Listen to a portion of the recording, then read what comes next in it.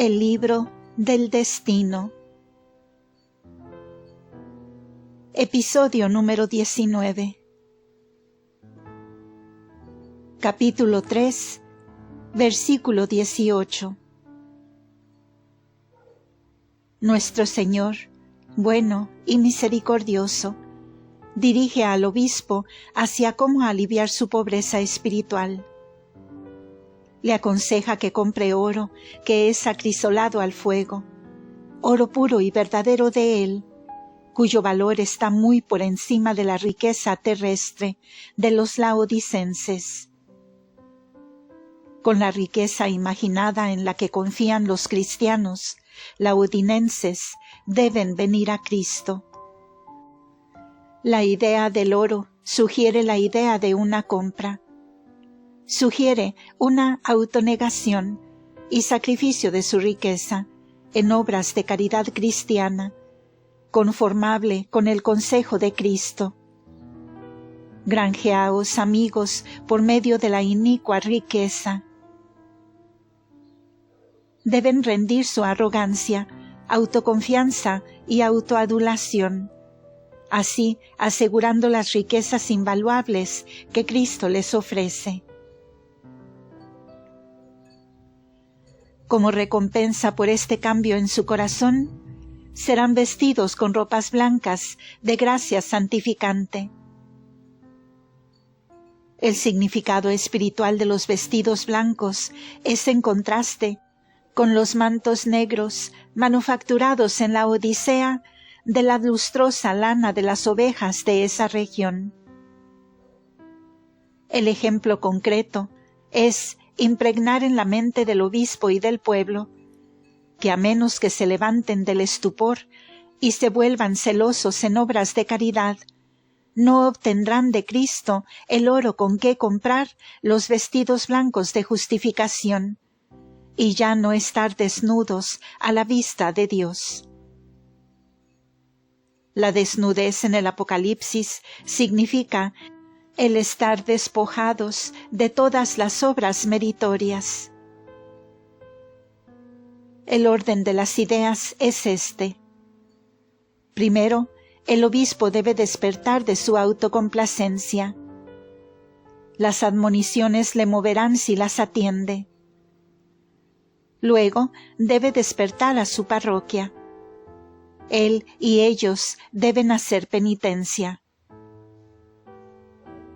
Cuando ya haya hecho reparación por esta indiferencia, la más completa iluminación de su conciencia, por el Espíritu Santo, le permitirá ver y darse cuenta de la condición peligrosa en la que estaba antes de que le llegara el mensaje. La referencia al colirio para sus ojos es una alusión a la escuela de medicina unida al templo de Asclepio y al polvo para los ojos que utilizan los médicos. Los epítetos acomodados por nuestro Señor en los dos últimos versículos parecen intimar que este extremo estado de tibieza es un estado de pecado mortal.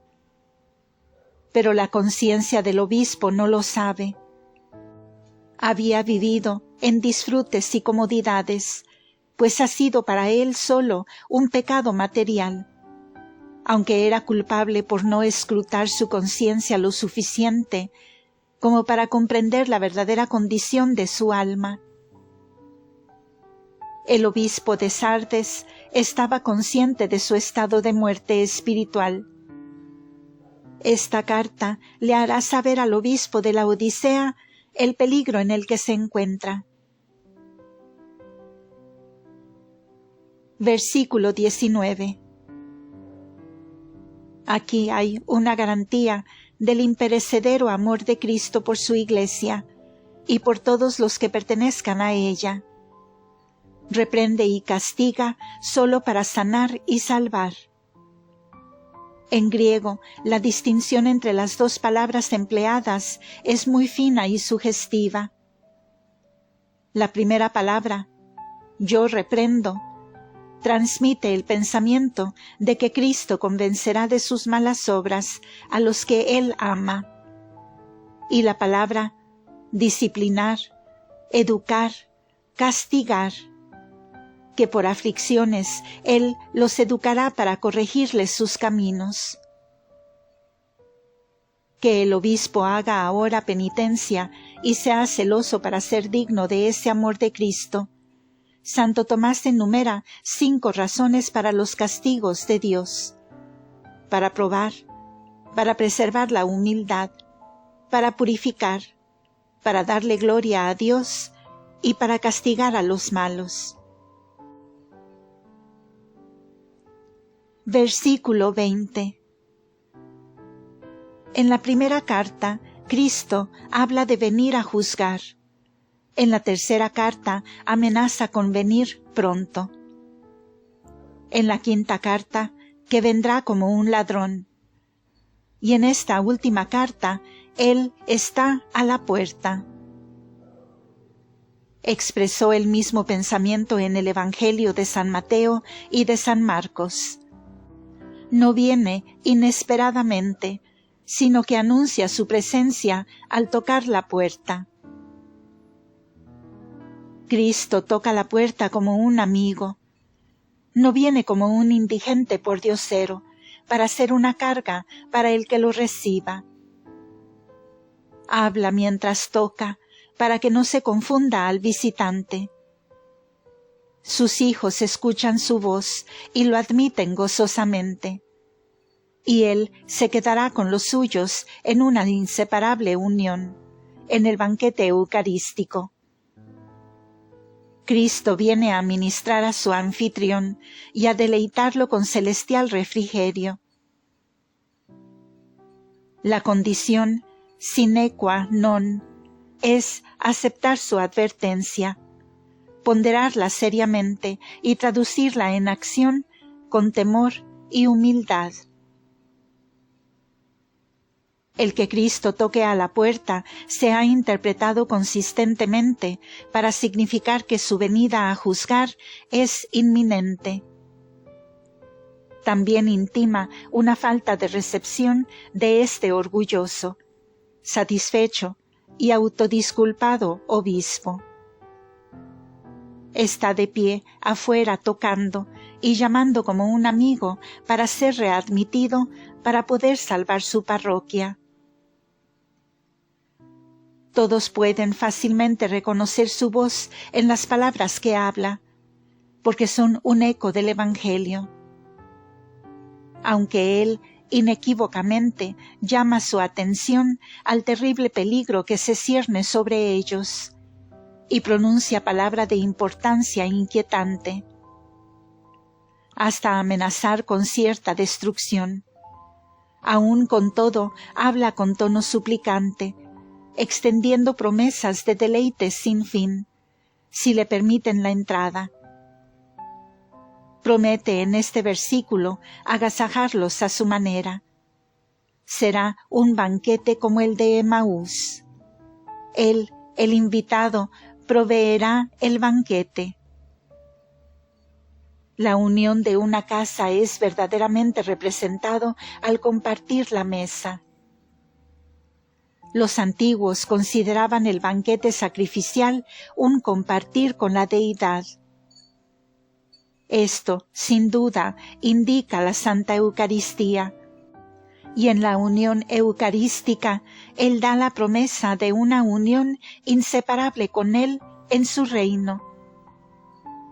Y claramente indica una negligencia de la comunión frecuente por los cristianos en la Odisea y de la misa diaria por el obispo, en cuya estimación la riqueza, los lujos y los disfrutes sensuales tenían un rango mayor. Versículo 21. La promesa adicional hecha en este versículo suma todas las promesas hechas en las 7 cartas. Él había prometido diversas recompensas a los que venzan, pero esta es la promesa de la consumación final. la promesa de compartir las prerrogativas de su divinidad.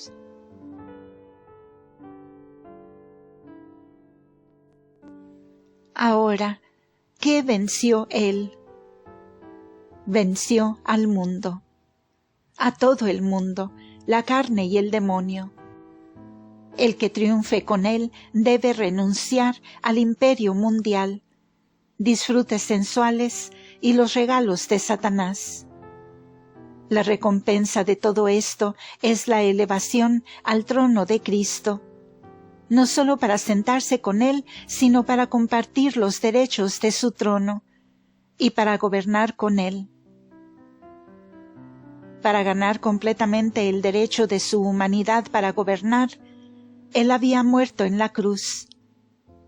Sin esta muerte sacrificial, la Eucaristía no hubiera sido posible y la comunión con su divinidad no habría sido tan íntima. El sentarse con él en su trono no significa necesariamente compartir las prerrogativas de su divinidad en el cielo. El contexto de esto y el anterior versículo recuerdan otras palabras del Nuevo Testamento. San Pablo escribe a los Efesios como si ya estuvieran sentados en los lugares celestes con Cristo. Y nuestro Santísimo Señor, en la última cena, ciertamente apunta a su Iglesia y al banquete eucarístico, cuando les promete a sus discípulos un lugar en su mesa. Deben decidir a quién admitirán en la Iglesia y a la mesa sagrada. Los patriarcas expresan este mismo pensamiento en el capítulo 5. Como sacerdotes, gobiernan el mundo con Cristo, porque tienen dominio sobre su cuerpo eucarístico, por el cual Él gobierna los destinos de la Iglesia y del mundo. Al ganar la victoria sobre el mundo con su muerte y hacer posible su siempre presente presencia en la Eucaristía, al ser inseparablemente unido con el Padre y con el Espíritu Santo bajo el velo eucarístico. Entonces, gobernando al mundo como el Rey de Reyes, así dará el privilegio de gobernar al mundo con él a aquellos que venzan al mundo, como él lo venció. Esta promesa apunta directamente al obispo de la Odisea y a sus prerrogativas sacerdotales. Las 7 cartas son vistas fácilmente y universalmente admitidas para ser una perfecta unidad. Y estos últimos versículos son una parte integral de todo el Apocalipsis. En su carta a los Corintios, San Pablo dice que juzgarán al mundo y hasta a los ángeles. Los demonios han apostatado de Dios, porque no quisieron adorar la sagrada humanidad de Cristo, mucho menos su cuerpo eucarístico. Y por lo tanto, los que creen y lo adoran, juzgarán a todos los apóstatas. El texto griego aquí implica una participación de los sacerdotes en el poder y la gloria de la humanidad triunfante de Cristo. Pero las recompensas de la victoria no son las mismas en los discípulos como en Cristo, porque Él está entronado con el Padre, mientras que el discípulo no está entronado con Cristo.